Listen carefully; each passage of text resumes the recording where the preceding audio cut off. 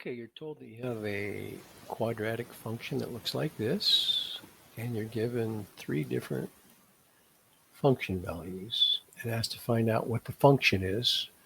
Expected to set up a system of linear equations, solve for a, b, and c, and then finally give the answer for what f of x equals. Now, it doesn't say, it just says using matrices here. There's a couple techniques using matrices. I am assuming the intent is for you to use Gauss-Jordan elimination. But here's how you set up the system of equations. The fact that f of negative, this is negative 2, equals negative 3 is telling you that when x is negative 2, f of x is negative 3. So when you put negative 2 in for x, you get 4a minus 2b plus c equals negative 3.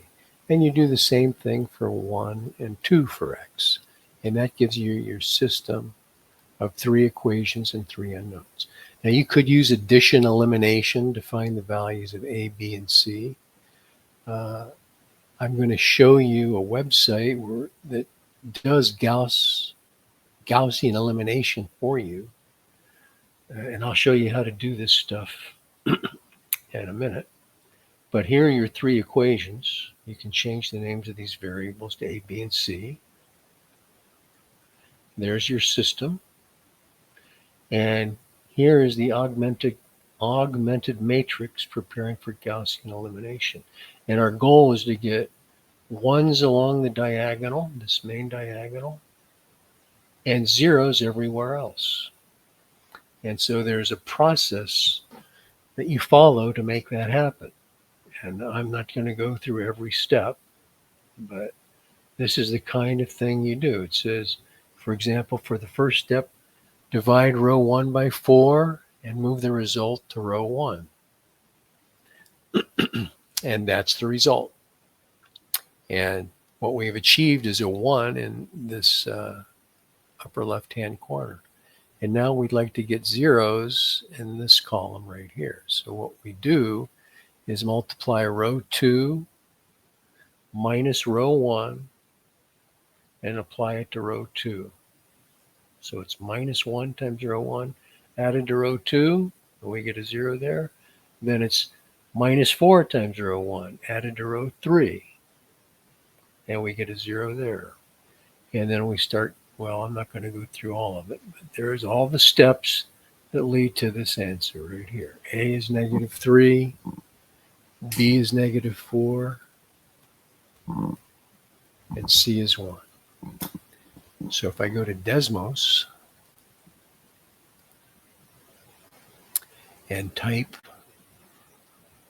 f of x equals ax squared, whoops,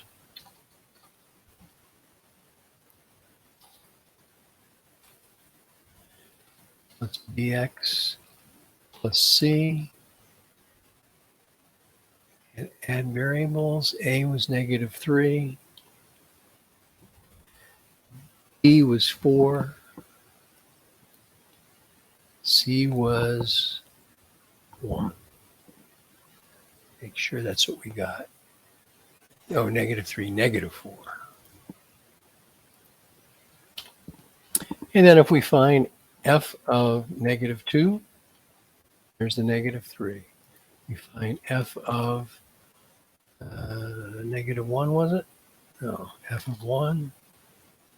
And finally f of 2. There's your results. Okay. Now here's the Gaussian elimination calculator.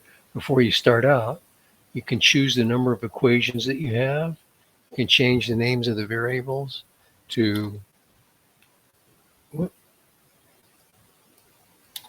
A, B, and C. And then you fill in the coefficients for your equation and then click solve the system. And this is what you end up with. Okay, there you go. Hope that helped. If you have any questions, post a comment. I'll post the URL to the Gaussian elimination calculator in the video answer.